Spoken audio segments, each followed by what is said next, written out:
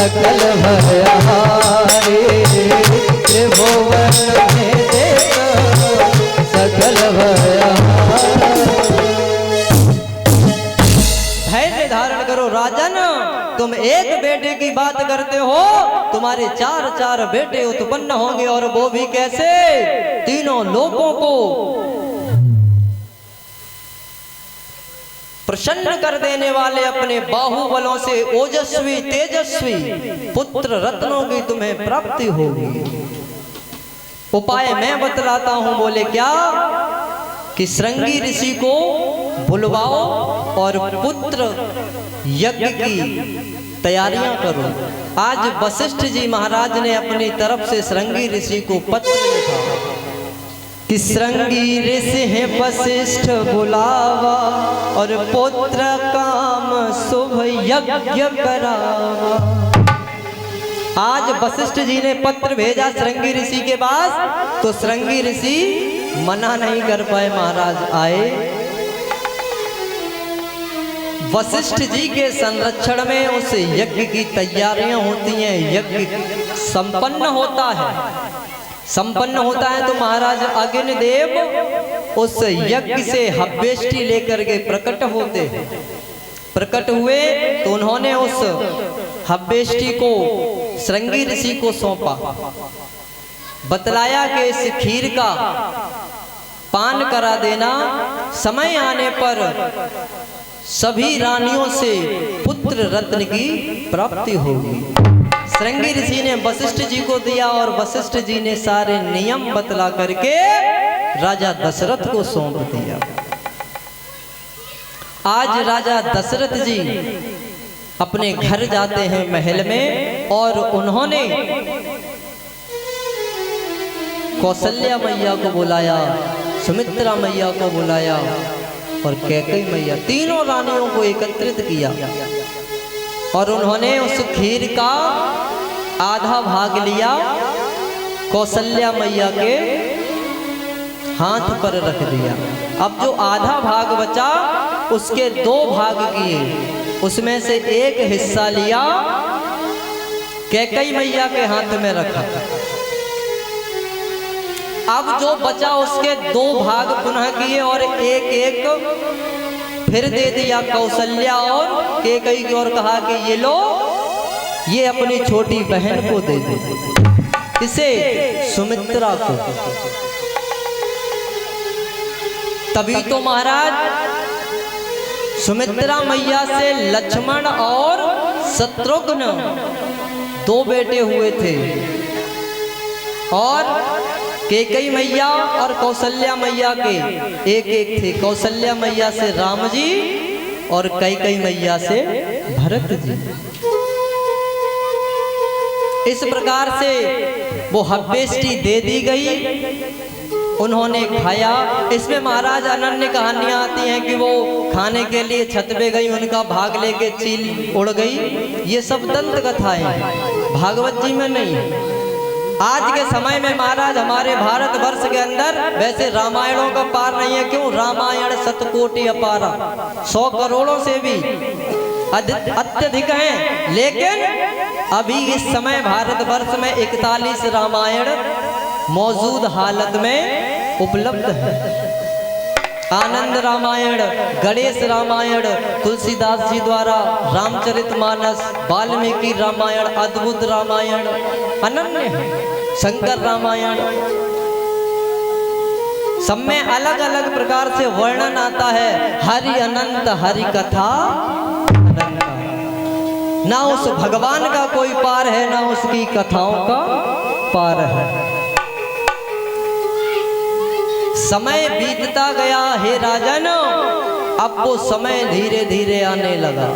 तो रानियां महसूस क्या करती हैं कि जादिन ते हरि गर्भ आए, ऐसा महसूस करती हैं वो माताएं कि जादिन ते हरि गर्भ आए। और नित नव मंगल होत बधाए। ऐसा महसूस कर देंगे जिस दिन से उस भगवान का अंश हमारे गर्भ में आया है, उसी दिन से हमारे यहाँ दिन प्रतिदिन हर्ष उल्लास बढ़ता जा रहा है। अब हे राजन, वो समय धीरे धीरे निकट आया। सारे तिथि नक्षत्र गण बव कर्ण योग उसी आधार में सम्मिलित हो गए जिस समय प्रभु का आगमन होता है, प्राकट्योत्सव होता है। वो समय आया, वो तिथि, वो नक्षत्र, समय बव कर्ण योग उस रेखा पर आ जाते हैं। तो रामायण में बतलाया क्या क्या समय था जिस समय मेरे राम जी का अवतार हुआ। कि नौमी तिथि मधो मास पुनीता, कि नौमी तिथि मधो मास पुनीता, शुक्ल पक्ष अभिजित हर प्रीता, शुक्ल पक्ष अभिजित हर प्रीता।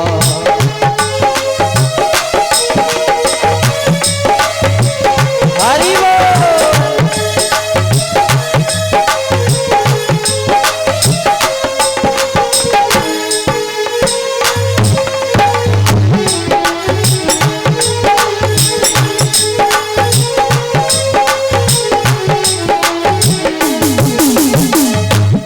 नौमी तिथि थी मधुमास।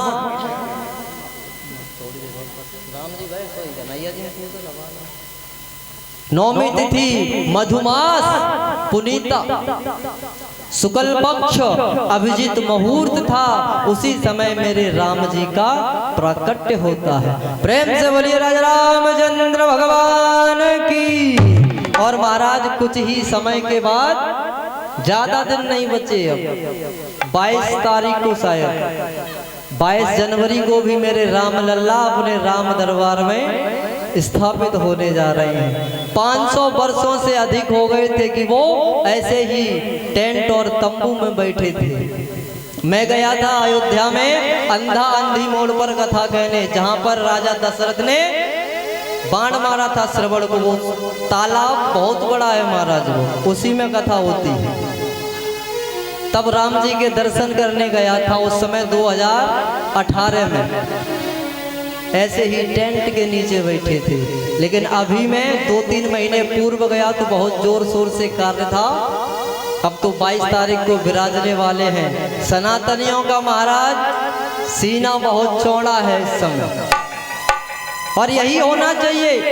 विधर्मियों ने अपनी बहुत ताकत लगा ली, कई वकील खड़े कर दिए। जो लोग महाराज प्रश्न चिन्ह उठाते थे कि राम है ही नहीं, राम काल्पनिक हैं, आज उन्हें देख लो। जिन्होंने कहा था मैं किसी पार्टी सत्ताधारी का नाम नहीं लूंगा क्योंकि ये धर्म मंच है, राजनीति का मंच नहीं है, आज उनका नामो निशान धीरे धीरे मिटता जा रहा है। अब लोगों को वही काल्पनिक नजर आने लगे हैं जो कहते थे कि राम काल्पनिक हैं। ऐसा कुछ था ही नहीं। 22 तारीख को मेरे राम लल्ला आएंगे। सभी लोग जोर शोर से तैयारी करें। पहुंच तो सकते नहीं क्योंकि होटल वगैरह सब पहले से ही बुक है महाराज। 22 से लेकर 27 तारीख तक, उसके बाद दर्शनार्थियों के लिए दर्शन के दरवाजे खोल दिए जाएंगे। प्रेम से बोलिए जय जय श्री राम, जय जय श्री राम, जय जय श्री राम। आज मेरे प्रभु का प्राकट्य हुआ कि भय प्रकट कृपाला दीन दयाला कौशल्या हितकारी, हर्षित महतारी मन मनहारी अद्भुत रूप विचारी। अनय विरामा तनु घन श्यामा निज आयुध भुजचारी, भूषण बनमाला नयन विशाला शोभा सिंधु भरारी। कहे कोई कर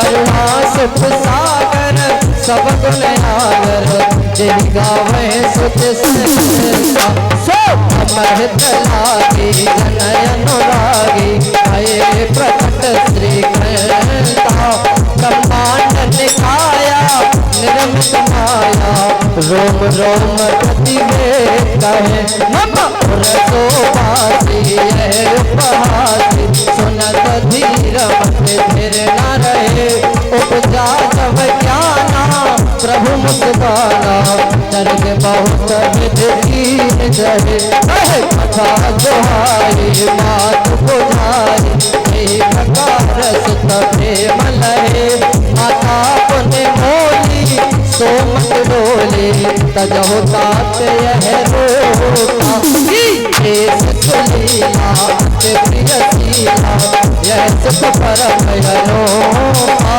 सुन वचन से जाना रोदन खाना होए पालक सुर होता यह चरित जो पावे हरे पद पावे तेन करे भगतूपा हरे प्रकट कृपाला दीन दयाला कौशल्या हितकारी लोचन विरामा मन कामा निज आयुध बुद्धचारी मन विरामा तनुवन कामा निज आयुध बुद्धचारी प्रकट कृपाला।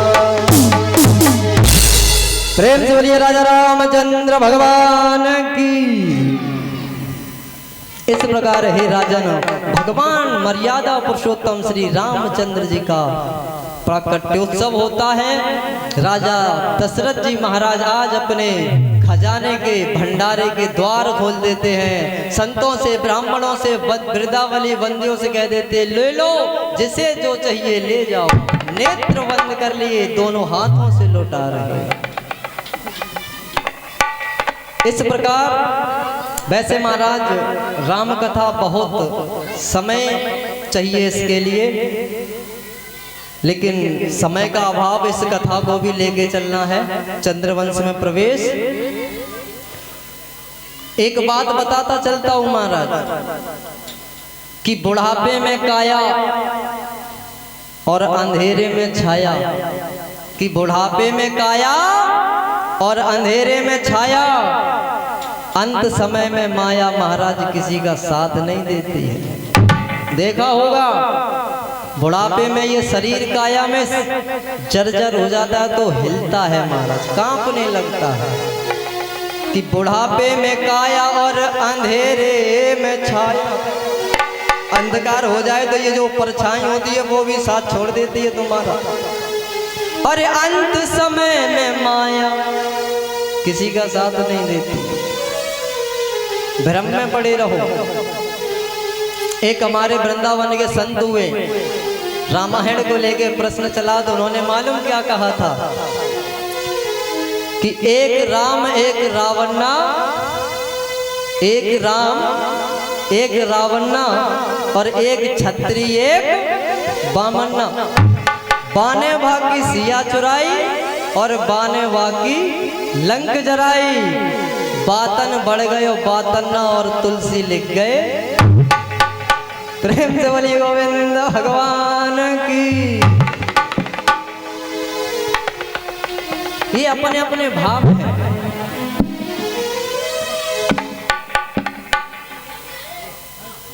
तैयार है? इधर राजा परीक्षित कहते हैं हे भगवान कि यथातः श्रूयताम राजः वंश सोमस्य पावनः यस्मन्नैलादयो भूपः कृत्यन्ते पुण्य कीर्तमः। हे प्रभु आप मुझे चंद्रवंश का वर्णन सुनाइए। तो भगवान कहते हैं हे राजन सुनो कि अत्रि के नेत्रों से चंद्रमा का जन्म हुआ। ब्रह्मा ने चंद्रमा को ब्राह्मण औषधि और नक्षत्रों का अधिपति बना दिया। घमंड होने पर चंद्रमा ने बृहस्पति की पत्नी तारा का हरण कर लिया। बृहस्पति ने चंद्रमा से कहा कि पत्नी को वापस कर दो, तो चंद्रमा ने नहीं माना। तो देव और दैत्यों में युद्ध होता है। दैत्य गुरु शुक्राचार्य चंद्रमा की तरफ से युद्ध करते हैं और देवादिदेव महादेव जी देव गुरु बृहस्पति की तरफ से युद्ध करते हैं। अंगिरा ऋषि ने ब्रह्मा जी के पास जाकर युद्ध बंद करा दिया। ब्रह्मा जी ने चंद्रमा को डांट फटकार कर तारा को बृहस्पति देव को वापस लौटवा दिया। तारा से एक पुत्र का जन्म हुआ। ब्रह्मा जी ने जिसका नाम बुध रखा। जो हमारा 7 दिन होते उनमें जो नवग्रह हैं उसमें जो बुध है वो देवगुरु बृहस्पति की पत्नी और चंद्रमा के संयोग से उत्पन्न हुआ। बुद्ध के द्वारा इला के गर्भ से पुरुरवा का जन्म हुआ। पुरुरवा से उर्वशी का विवाह हुआ। परीक्षित त्रेता के पूर्व सतयुग में केवल एक ही वेद था, एक ही देवता थे जिनका नाम था नारायण, एक ही अग्नि थी और एक ही वर्ण था जिसका नाम था हंस। हे राजन, एक एव पुरा देवः प्रणवः सर्वभामयम् देवो नारायणो नान्यः एको अग्निवर्ण एव च। त्रेता के प्रारंभ में पुरुरवा से ही वेदत्रयी और अग्नित्रयी का आविर्भाव हुआ। पुरुरवा के 6 पुत्र हुए, आयु, श्रुतायु, शतायु, रय, विजय, जय। विजय के कंचन, कंचन से कुशल नाम के गाधी, गाधी के कन्या का नाम सत्यवती था। ये सत्यवती ऋचिक ऋषि को ब्याही गई। यही कौशिकी नदी के रूप में परिवर्तित होती हैं बाद में। और सत्यवती के जमदग्नि के परशुराम हैं। इन्होंने है वंश के क्षत्रियों का विनाश किया था। और इन्हीं गाधी के पुत्र विश्वामित्र जी मधुछंदा 100 पुत्र हुए। परीक्षित पुरुरवा का एक पुत्र था आयु, आयु के नहुस हुए। नहुस से नहुस वंश चला। नहुस से राजा ययाति हुए। ययाति के बड़े पुत्र महाराज यदु, यदु के कुल में आगे पुनर्वसु राजा हुए। पुनर्वसु के आहुक, आहुक के 2 पुत्र हुए देवक और उग्रसेन। महाराज देवक के 4 पुत्र हुए, देवयान, उपदेव, सुदेव, देववर्धन। और ये 7 बहनें थीं। देवकी मैया 7 बहनें थीं वसुदेव जी के साथ जिनका विवाह होता है। और ये वसुदेव जी महाराज कहाँ के राजा थे पता होगा? परीक्षित जी नहीं पता? वसुदेव जी बटेश्वर के राजा थे। कहाँ के थे? बटेश्वर के राजा। और एक बात और बताता चलूं, आजकल ये ट्रेंड बहुत चला है हमारा कि वसुदेव जी को तो क्षत्रिय बता दिया जाता है। गौर करना मेरी बात पे। वसुदेव जी को कहते हैं, एक व्यक्ति विशेष समाज है, नाम नहीं लूंगा, वो कहता है कि वसुदेव जी क्षत्रिय थे। उनके बेटे कृष्ण जी, उनका लालन पालन वहां हुआ। यदुकुल में हम यदुवंशी हमारे हैं। अरे पहले ये तो जान लो कि वसुदेव जी और बाबा नंद का रिश्ता क्या था। एक को तो तुमने क्षत्रिय घोषित कर दिया और एक को मदना कैसा कर दिया महाराज साहब। पहले अध्ययन करिए, उसके बाद उस पर प्रश्न चिन्ह उठाइए, जानने की कोशिश करें। वसुदेव जी और बाबा नंद भाई थे चचेरे। उन्होंने यहाँ का राज्य मिला बटेश्वर का, वसुदेव जी ने संभाला। बाबा नंद मथुरा में रहते थे।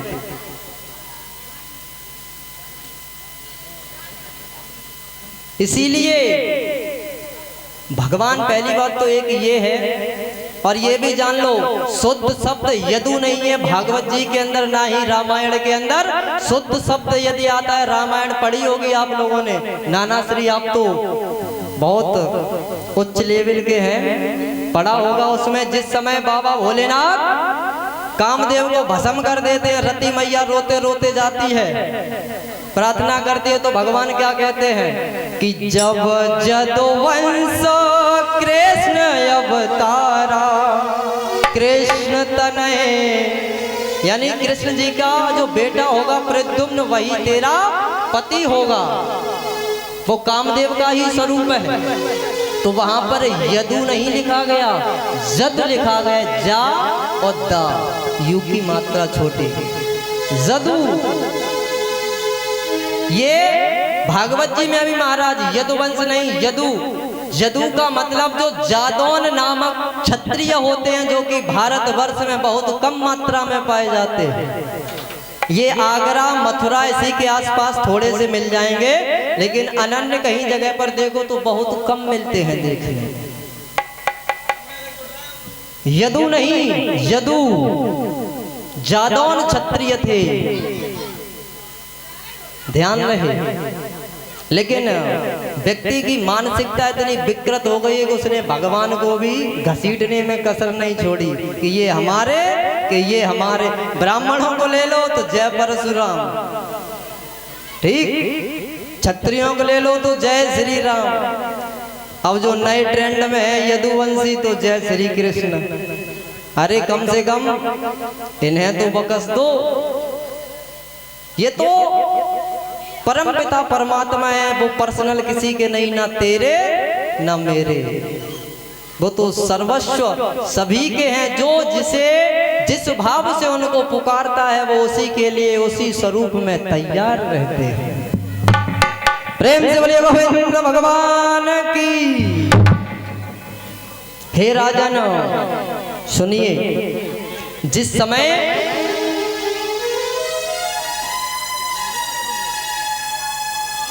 देवकी का विवाह हुआ बटेश्वर के राजा वसुदेव के साथ, तो कंस उनका चचेरा भाई था, प्रेम बहुत करता था देवकी से।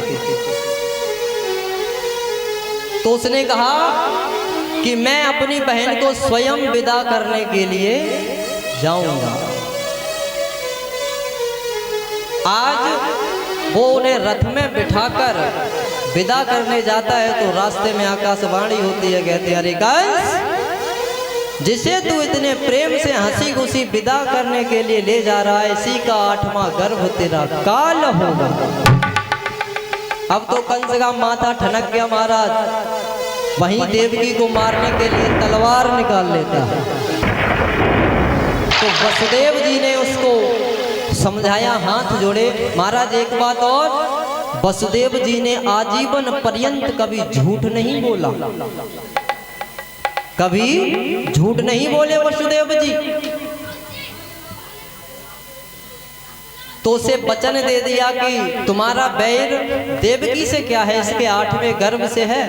मैं तुम्हें ये वचन देता हूं हे कंस, किसके गर्भ से जो बेटा या बेटी जो भी 8वें गर्भ से उत्पन्न होगा उसे लाकर मैं तुम्हें दे दूंगा। कंस ने विश्वास कर लिया, क्यों जानता था कि वसुदेव कभी झूठ नहीं बोलते। बोला ठीक है विश्वास करता हूं, लेकिन तुम मेरी निगरानी में रहोगे। घर ले गया, घर ले जाकर उसने कैद खाने में डलवा दिया। उसके पिता उग्रसेन क्रोधित होते हैं, कहते हैं अरे ये क्या कर रहा है, ये तेरे बहन बहनोई हैं। बोले किस हक से तूने इन्हें अंदर डाल दिया? बोले क्यों, राजकुमार हूँ। बोले राजकुमार नहीं डाल सकता, तो कौन? जो इस राज्य का राजा हो उसे अधिकार होता है। तो बोला राजा कौन होता है कि जिसके सर पर मुकुट होता है। इसने तलवार निकाली, अपने पिता के गर्दन पर रख दी और मुकुट उठाया, स्वयं पहन लिया। बोला आप कौन राजा? पिता को भी बंदी बनाया और कैद खाने में डलवा दिया, बंद कर दिया। हे राजन समय बीता तो देवकी मैया के उदर से पहले एक पुत्र उत्पन्न होता है जिसका नाम कीर्तिमान था। जब कंस को पता लगा, कंस ने देखा, गोद में लिया, बुद्धि घूम गई, प्यार करने लगा, दुलार करने लगा।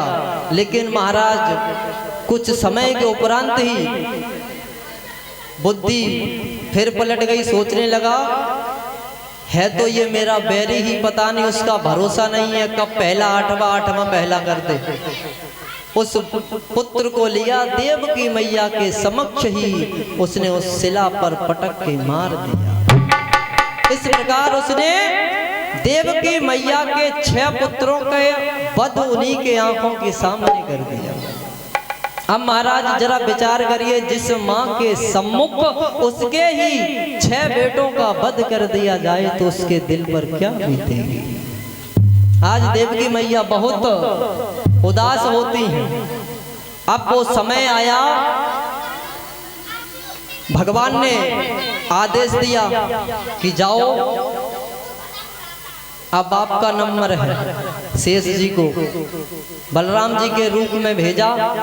भगवान ने दिमाग लगाया, अगर इनको यहीं उत्पन्न किया, कंस को पता लग गया तो दिक्कत होगी।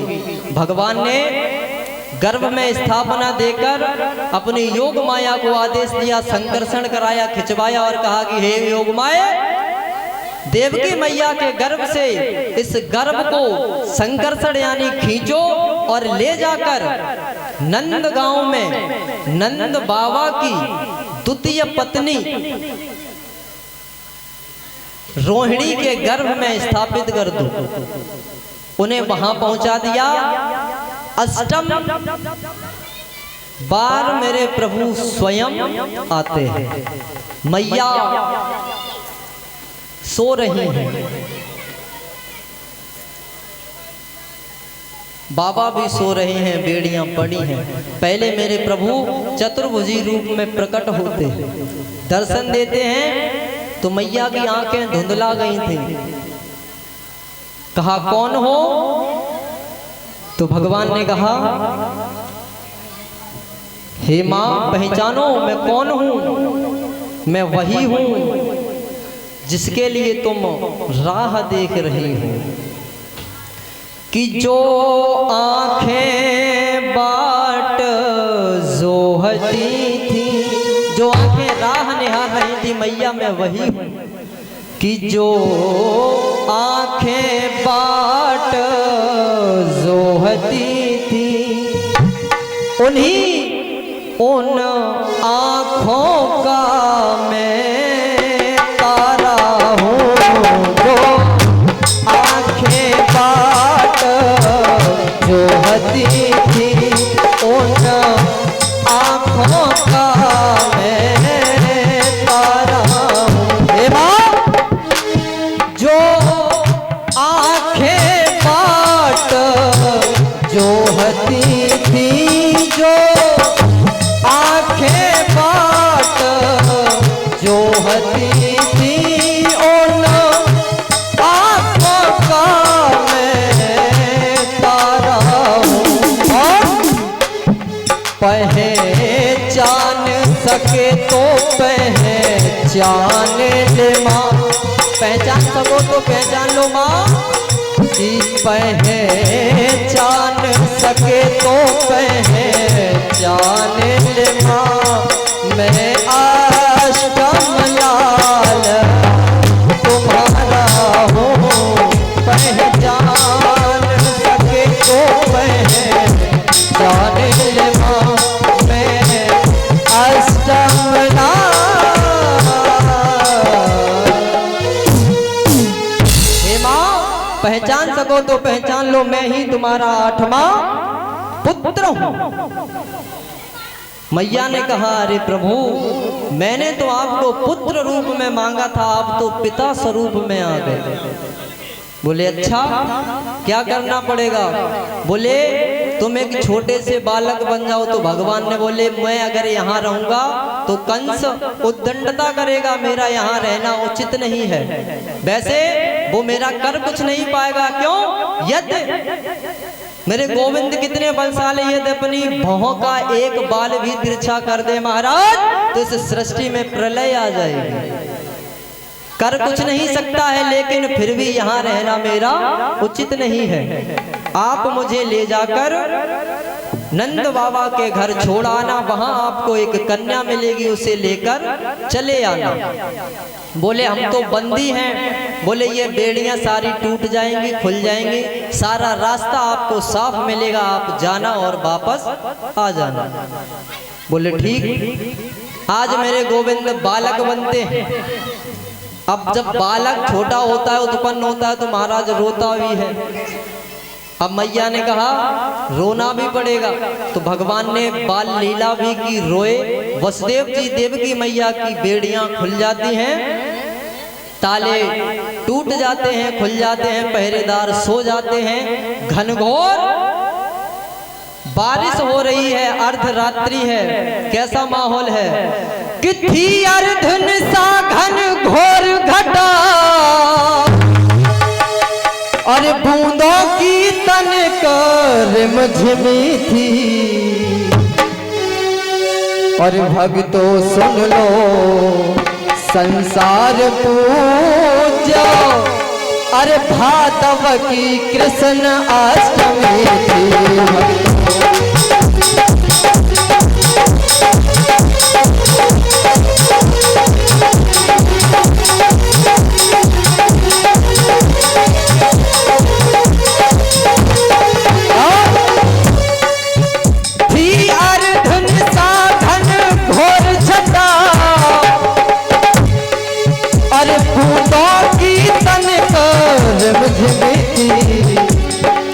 और भक्तों सुन लो संसार पूज्य, भक्तों सुन लो संसार पूज्य, भागवती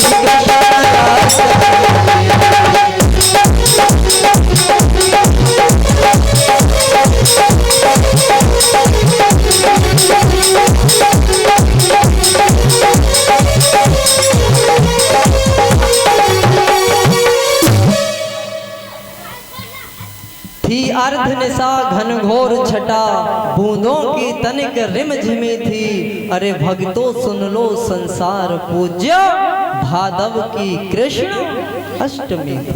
अर्धरात्रि है, अष्टमी तिथि है, भादव का महीना है। आज मेरे गोविंद अवतीर्ण होते हैं। तो महाराज देखा होगा जब विवाह होता है तो दो चीजें दी जाती हैं, सूप और चलनी।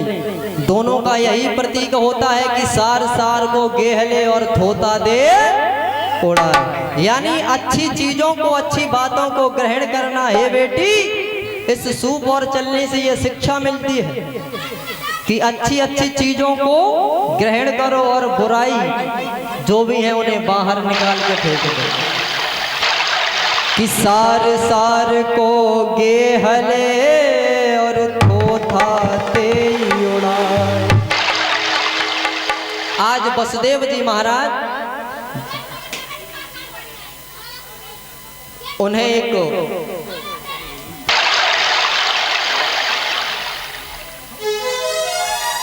डलिया में रख करके अपने शीश पर लेकर चलते हैं। सभी बेड़ियां खुल जाती हैं। एक बात ध्यान रखना मेरे प्यारे, जब तक ये मनुष्य जीव के वशीभूत रहता है, जीव है ये, माया के अंतर्गत रहेगा तो बंधन होना आवश्यक है। जब तक ये माया में थे तो बंधन में थे, जैसे ही ब्रह्म का दीदार हुआ तो बेड़ियां खुल जाती हैं। आज मेरे गोविंद को लेकर के चले तो जमुना मैया उफान पर चल रही है। जब बाबा ने उसमें प्रवेश किया तो यमुना मैया और ऊपर उठी। क्यों? जानती हैं कि मेरे स्वामी आ रहे हैं चरण छूने के लिए। तो महाराज ब्रज में अभी भी ये रीति रिवाज है कि एक बहू अपने ससुर के कभी दाढ़ी का स्पर्श नहीं करती है। जैसे ही यमुना मैया ऊपर को आई तो प्रभु ने अपने चरण लटका दिए और लात नीचे की, तो छुअत ही चरण उतर गई यमुना। चरण स्पर्श किए और नीचे चली जाती है। ले आइए आप सभी के मध्य मेरे बाल स्वरूप में बांके बिहारी का आगमन होगा। बीच में जगह कर दें आप सभी लोग, इधर से लेके आओ, बीच में जगह करेंगे सभी लोग, गैलरी सी बना दीजिए। लेकर जाते हैं उस जगह पर, क्या देखा, एक कन्या है, उसको उठाया, भगवान कृष्ण को रखा और लेकर वापस आए। जैसे ही जेल में अंदर पहुंचे पुनः उसी तरीके से बंधन में हो जाते हैं। इससे आगे की कथा आप सभी लोगों को कल श्रवण करने को मिलेगी। घूम के आइए उधर से। आप सभी लोग आज बाबा नंद हर्षोल्लास के साथ बधाई कर रहे हैं। एक गुजरी आती है और कहती है कि दे दे बधाई मैया, दे दे बधाई। कहती है अरे मैया तूने सबको सब कुछ दिया है तो मुझे भी चाहिए कि दे दे बधाई मैया, दे दे बधाई। लल्ला की लल्ला की सुन के मैं आई, यशोदा मैया दे दे बधाई। लल्ला की सुन के मैं आई, मैया दे दे बधाई। दे दे बधाई मैया, दे दे बधाई। दे दे बधाई मैया, दे दे बधाई। दे दे बधाई मैया, दे दे बधाई मैया, दे दे बधाई मैया, दे दे बधाई। दे दे बधाई मैया।